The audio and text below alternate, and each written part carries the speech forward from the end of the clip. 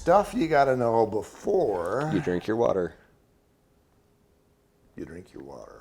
Before you buy a home. Before you buy a home. Where are you going with the water? Well, I'm going with the EPA again. Uh-huh. Yeah, a little.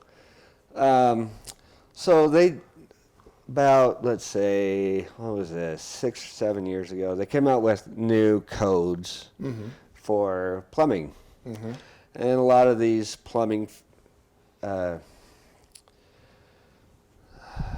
mind just left Pipes, me. faucets, fixtures, Well, joints. the joints and so forth that you put on pecs, the shark bite and so forth. Some of these, I shouldn't name shark bite. I don't know if they had them or not in the shark bite. Okay, but anyway, some of these fittings, is the word, had lead in them, and so I know this guy that owned an Ace, and he had to go through all of his fittings and get rid of them, and order all new fittings to meet code. Okay. Because they had a little bit of lead in the makeup of these fittings. I thought, well, what a huge waste. Because a little tiny amount of lead they had in these fittings isn't going to hurt anybody. Yeah, and I've done some jobs before, and the last one I talked about, I was in the radiation engineering business. Yeah. Another segment of my previous life, I was in the water engineering business. And this was late 90s. And the chemist there at the State Division of Drinking Water where I was working, he trained us all on lead. And basically the EPA changed their requirements for plumbing everywhere. They made it they required the city to make the water basic rather than acidic. Yeah. The purpose for that is acidic water will scour the pipe, cause it to leak, where a basic water will coat the pipe. So especially when you get the galvanized or the lead, it's gonna when it fails, it won't be because it's leaking. It's because the interior is coated so much that it doesn't flow anymore. Arterializes. Yeah. Yeah. And so again, if the plumbing is coated, then what's the point of eliminating all of that plumbing? And water can't penetrate through that hard water deposit. So again, you might as well drink the water, as long as you're not clogged off.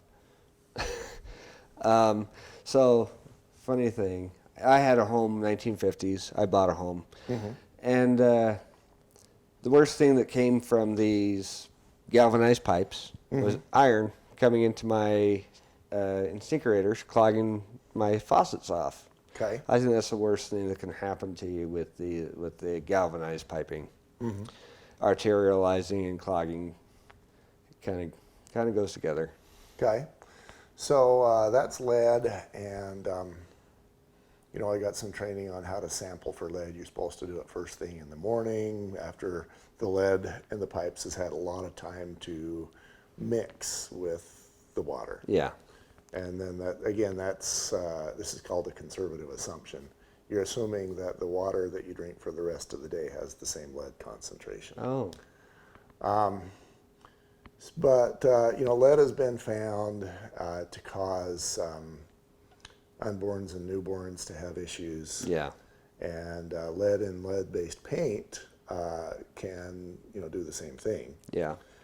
You have to eat a pie full. What I will tell home buyers, I'll look at him and I say, you can eat as much lead as you want. I'll look at her and I'll say, if you're not pregnant, you can eat lead too. Don't put it on your salad. I guess the risk is if we've got lead-based paint and it's flaking off, it's getting into the carpet. Right. And I've got a good story there.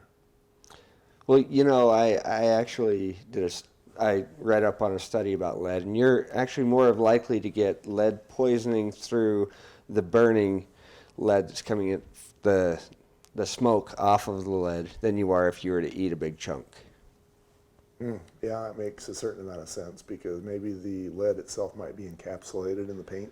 Well, not only that, but 90-some odd % of this lead is going to pass through your system, and you're only going to get a small percentage of the lead that you actually ingested.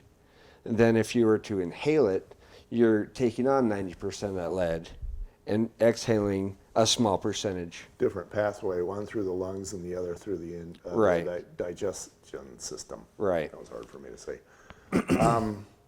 So yeah, I mean it's good to know. There are you can go to a place like Home Depot and get the lead test swabs. They're what, $10? Yeah. It's good to know.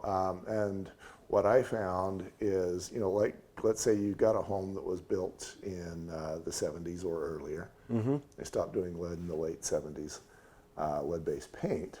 But if you've got that exterior paint and it's peeling off and it's going into the dirt, one of my daughters, when she was super young, she would go outside, and whenever my back was turned, she'd shovel in as much dirt as she could into her mouth. Okay. And I was grateful at the time that didn't have lead in it, not to my knowledge at least. Right. Just a clay soil in an area that had previously just been a field. So I had reason to believe that there wasn't a lot of lead there, and it wasn't in the lead-based paint because that was 1985. Now you have to worry about arsenic. Yeah. Yeah. So lead, less of an issue compared to some of the other environmental issues. Yeah. And actually for me, and I know that we're talking about lead here, but based on my experience, the big environmental issue is hantavirus. That's a big one. Doesn't get any press, doesn't get any stars and sparkles. Well, how many people do you know that actually has had hantavirus?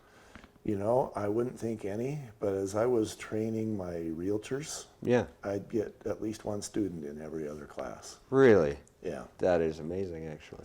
And so hantavirus is basically mouse poop. Yeah. And one of them, for example, said that they were out on a party barge and they drank a Pepsi that a mouse had crawled over and peed on a little bit earlier, and hence hantavirus. Yeah. And I guess when you've got that, you either die or you wish you did. So that one's a biggie. Lead, less so. The hantavirus actually scares me more than most things out there because mice are everywhere. Mm-hmm. And I've been into some crawl spaces and underneath cabins and different things that had feces all over. And as soon as I saw the feces, it was too late by then. I was already halfway into this crawl space. Mm-hmm.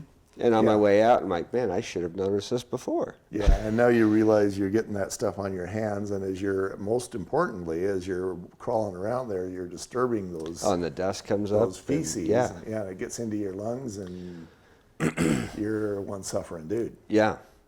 Luckily, I had a respirator, and I didn't lick my hands. That's good. But quite often I'll see where you have homes where maybe the mice made themselves comfortable in the storage room behind the marshmallows. Yeah. And you get hundreds of mouse feces and people go, oh crap, and then they just sweep that up. Mm-hmm. That's disturbing some dangerous stuff. Yeah, I think it's worse than asbestos. Oh, definitely. I agree. Another story in that category is my brother-in-law had a lot of acres. And to use his space, he planted a garden and he had chickens. So the garden, he used the corn from the garden to go into a bin, and then he would throw the corn from the bin to the chickens. Oh. And the mice found that bin. And so now he's throwing half corn and half mouse poop to the chickens. And he was lucky he didn't get hantavirus. Yeah. So this is something that I would put on your radar as a homeowner. Take care of yourself. Definitely. And, that can affect, it's not before 1970, it's a new home and... Yeah, it's any home. Yeah, it's any home. I have a story in that category too. I had a brand new home built that I was building in Lehigh. We decided to move stuff kind of one truck full at a time. Yeah. And I brought the marshmallows and the rice and the chocolate chips. And the mouse with you? And I didn't bring the mice, but they found it anyway. And they put all of that stuff in my dryer that I left in the basement, Oh. back of the dryer. So I turned that dryer on, and now all of a sudden we're spitting out rice and chocolate chips and all kinds of things, and mouse poop out the back of the dryer. Oh. So that was unpleasant. Moral of that story, keep all your food in something that mice can't get to. Which brings up a good point. This season, everybody out there is getting Christmas trees. Yeah? And what they don't realize is they're bringing in probably a mouse.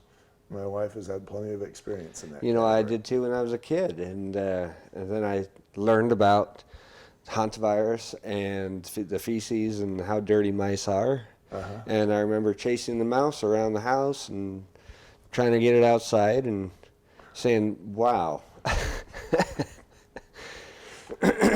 Yeah. Yeah.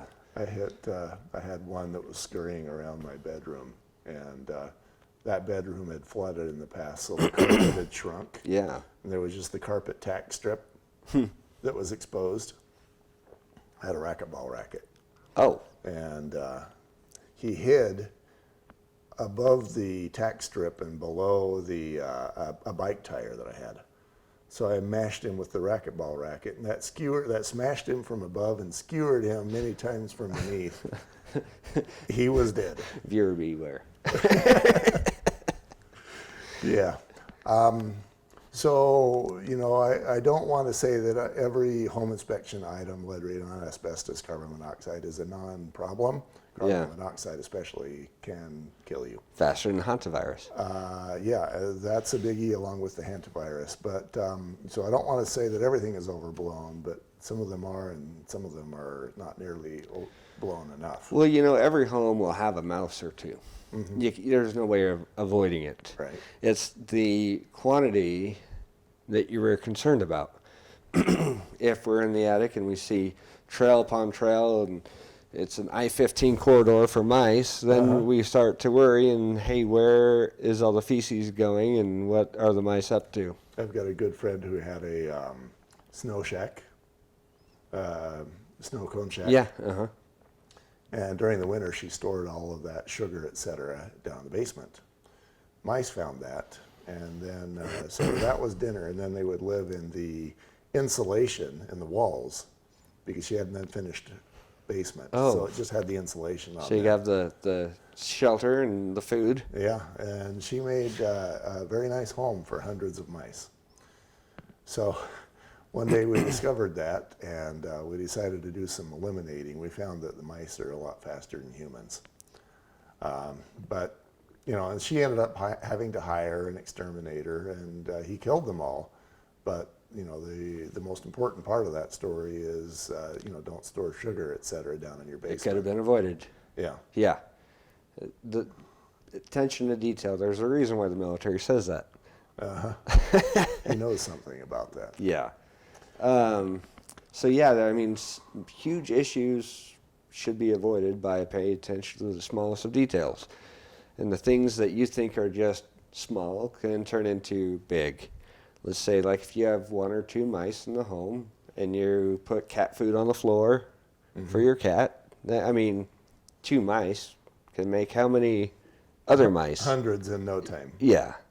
So it's something to be aware of and something to take care of if you do have the issue.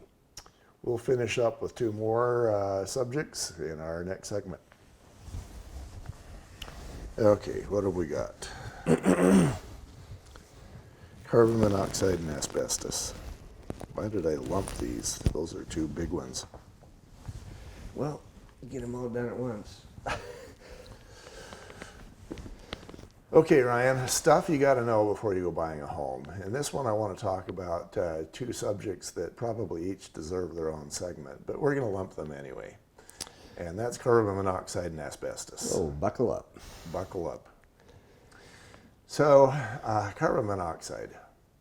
Yeah. That's not a problem. Well, they say it's odorless. It does have an odor. Uh-huh. The problem is, once you've been in it for a little while, your senses become callous to it, we'll say. Yeah, and then you're dead. And then you're dead. I read an article once of a little old lady who hired a roofer. Of course, she hired the cheap guy. Oh, He was up on her roof one day and started his project, left his tools up there, went back the next day to knock on her door and say, "I'm back, I'm working." She didn't answer. So one thing led to another, and they had the cops show up, and they broke through the door. She didn't answer because she was dead. She was dead because he left his tools on top of her chimney cap, locked the carbon monoxide, and killed her. is that a third degree? You know, it was, according to the article, he didn't know. Yeah. Oh, that's just too bad. But, yeah, I mean, the punishment he would give himself for that. Oh, geez, I can imagine. Yeah. And I have seen, as a home inspector, I've seen fireplaces that don't have flues. Mm-hmm. And then I'll get the contractor say, well, this is a ventless, it doesn't produce carbon monoxide. And so I'll pull my CO detector out and test it, and it'll go right to 100 immediately. Mm-hmm. See, I had the same thing, and then my uncle was installing one. I said, that's not a good idea. Not saying that during the right situations you can have one. Mm-hmm. If you crack a window and have ventilation or whatever, just have a flue. So he was installing this, and I told him about him. He says, well, that's what my wife wants. I'm like, I see these a lot, and I put my monoxide detector up against them all the time, and I get 3, 4, 20, sometimes 100, Uh-huh. And I said, he's like, well, it doesn't give off that much. I said, well, you can fill a pool with a garden hose. Right. And that got him thinking. So even though it's 1, 2, 3 ppm of carbon dioxide, uh-huh. Any small amount of carbon dioxide isn't safe, and it will never leave your system. In fact, they don't know, was up to 75. They don't know that what can happen to your system and your body. So they say it's okay. Yeah, I believe that EPA allows 50 parts per million for 8 hours. And I go back to an inspection I did for a bunch of college co-eds. Yeah. And I think there were 4 of them in this space, but it was between the kitchen and the family room and 2 bedrooms, it was a few hundred square feet. And part of that was the water heater. So the water heater didn't have any combustion air, so there was only air leaving and not air replacing. And it was in a closet, and the whole apartment was tight. So all of that carbon monoxide that wanted to leave couldn't. And it was about 7 parts per million. But it was continually flowing into these girls' apartment. Yeah. And I asked them, if they had any of the symptoms without telling them, without saying carbon monoxide. I asked if they had symptoms, headaches, nausea, etc. And they go, oh yeah, all the time. Why? That's just normal. Everybody's got headaches all the time. But that's one that can't be trifled with, and it's a big deal. No. Yeah, it'll make you not wake up. And so as the home buyer is concerned, they need to know that where there is a flame, it needs to be vented to the exterior. Yeah. And in the vicinity of your furnace and water heater, there needs to be what's called the combustion air. What's that?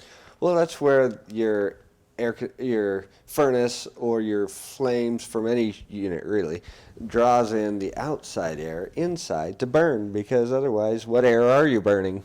Right. Yeah, air's leaving. I tell my inspection clients that the home is like a straw. Air can't leave unless it's being replaced. Yeah. And so if there's no replacement air, the carbon monoxide doesn't leave, and then everybody dies. In 50s, 60s, and 70s, a lot of these homes just had the grates on the door to the mechanical room where the furnace is, mm-hmm. and it would just suck in the air from the inside. And they were planning on having the windows be drafty and the door be drafty because they didn't seal the home off like we Because do. it was the 70s. It was the 70s. Everybody was having a fun time.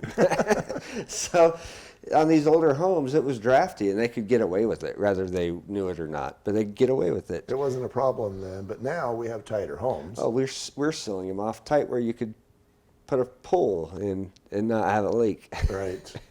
And so now, because of that, you can't rely on the doors and windows to be drafty. So you've got to have that combustion air. You source definitely in there. do. And if you don't, carbon monoxide, and everybody dies. Yeah. Okay, let's hit asbestos. Asbestos. Okay, well, that's another thing that won't necessarily kill you right offhand, but you'll feel like you want to down the road. Yeah, yeah. I remember my dad, again, this was the 70s, and he was spraying that popcorn ceiling texture. And he was dumping that asbestos dust in there, and somebody said, "Isn't that dangerous?" He goes, "No, it's perfectly fine." And so that now we ended up having the popcorn ceiling texture through the basement. And your lungs. Yeah, and he did have some lung issues. Yeah, I can imagine. So asbestos. You know, if you do have asbestos in your home, it's not necessarily going to kill you either. It's not going to be harmful per se. You can have the tile. Let's say it looks like plastic, but it's got asbestos mixed into it, and that's not going to put off fibers or particles into the air, which can So cause problems. The term that you're talking about is friable. Friable. Friable. So basically, if you can take that tile or whatever the material is, do this, and it releases fibers into the air. Yeah, That's friable. exactly. And so the popcorn ceiling texture will do that. An asbestos ceiling tile or floor tile will not do that. Yeah. Also, then you come into asbestos that's like a tape around some ducting, which can become friable, but if not messed with and not disturbed, is perfectly fine. And that's what EPA actually recommends. They according to EPA, the number one most recommend the first strategy that they recommend is do nothing to disturb it. Yeah. Then they say if you know that's not a possibility, then you maybe wrap it with foil tape, and then you make sure that it's not disturbed. Right.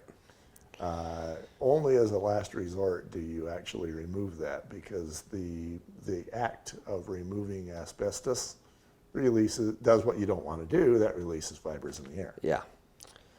So. And you know, I worked in a government building one time where they had asbestos around the I-beams, and it was almost everywhere.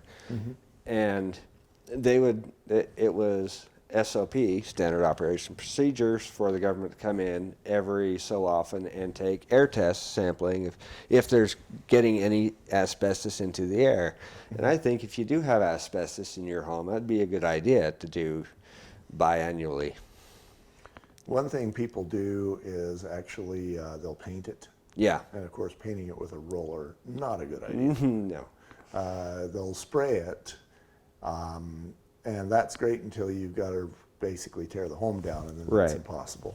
Another thing is to put a new layer of sheetrock under it. And Yeah. You've sandwiched it, and that seals it. But again, someday when that home's got to come down, that's going to be impossible. And don't wrap it in a duct tape or cover it where if you move out, someone is going to remodel and they end up ripping the tape or whatever it might be off, and then all these fibers are in the air and you're just causing the person grief. Yeah, so I guess backing up a little bit, asbestos is a problem because it's a microfiber. It gets into the air, it gets into your lungs, and then it's so small that it stays there, irritates your lungs, and causes mesothelioma. Kind of like fiberglass. Yes. So not only do we have to be aware of asbestos, but we shouldn't be breathing in the fiberglass insulation that most of us have. Oh, that you and I get into pretty much every day when Right. we get into attics. Right. Yeah. Okay, what does a buyer need to know about asbestos then? Don't disturb it. Okay. If your home is older than 1979, have it inspected. And so you may have friable asbestos that you don't know of, or material that you're not aware of that maybe Cousin John wants to come in and tear apart. And I have some Cousin John stories, but we'll dispense with those. Yeah. Just don't let Cousin John fill his lungs with asbestos. right. So asbestos isn't something to play around with. It will cause you problems in the future. Okay. So if your home is old, get it checked and don't mess with asbestos. Cover your asbestos. And we're out.